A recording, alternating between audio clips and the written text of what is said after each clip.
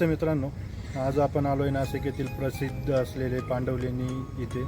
हे ठिकाण नाशिकपासून जवळपास 7 ते 8 किलोमीटरच्या अंतरावर आहे आणि तुम्ही माझ्या मागे बघू शकता पूर्ण जंगल आहे. या जंगलातून आता आपल्याला 500 पायऱ्या चढून वरती जायचं आहे. आता आपण पांडवलेणीचा जो डोंगर आहे त्या डोंगराच्या पायथ्याशी उभे आहेत आणि या पांडवलेणीबद्दल थोडीशी माहिती सांगायचं म्हटलं तर या लेणींचं मुख्य नाव म्हणजे त्रिरश्मी लेणी असं आहे. असं मानलं जातं की पांडव जेव्हा वनवासाला चालले होते तेव्हा त्यांनी इथे काही काळ थांबले.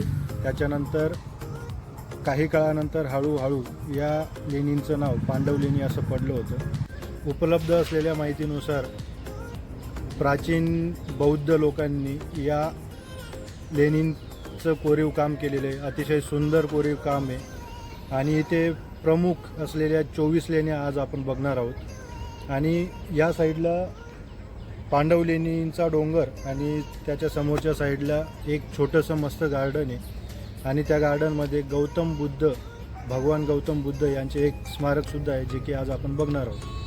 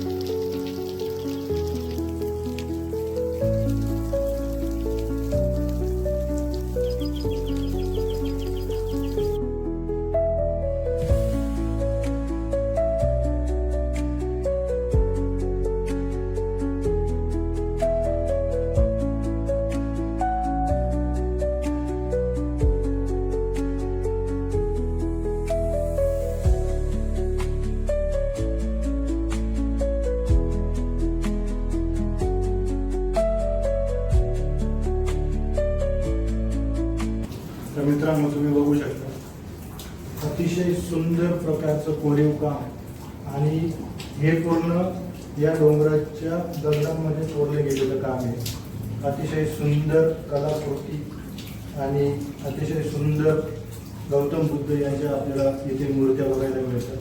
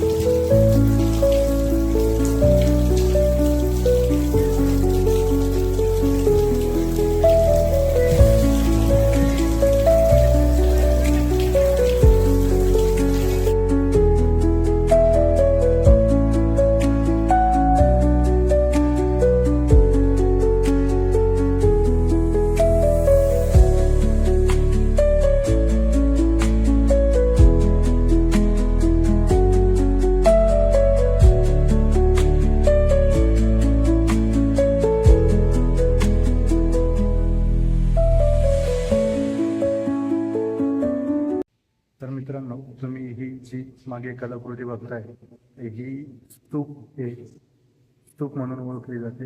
ही स्तूप म्हणजे प्राचीन काळात त्या लोकांचं श्रद्धेचं प्रतीक म्हणून ओळखली जायची. आणि इथे जवळ पूर्ण 18 खोल्या आहेत, ज्या की लोकांना राहण्यासाठी आणि प्रार्थना करण्यासाठी बनवल्या गेलेल्या होत्या.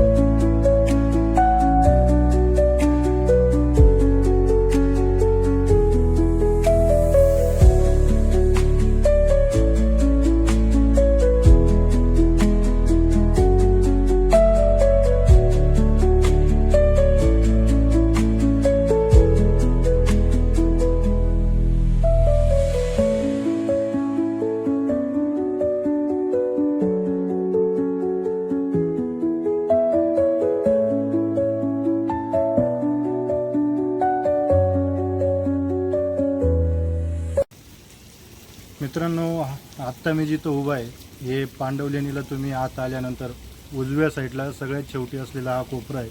हा नाशिककरांचा सनसेट पॉईंट म्हणून सुद्धा ओळखला जातो, कारण इथं सायंकाळी जर का तुम्ही आले तर अतिशय भारी वातावरण आणि अतिशय सुंदर असा हा पॉईंट आहे.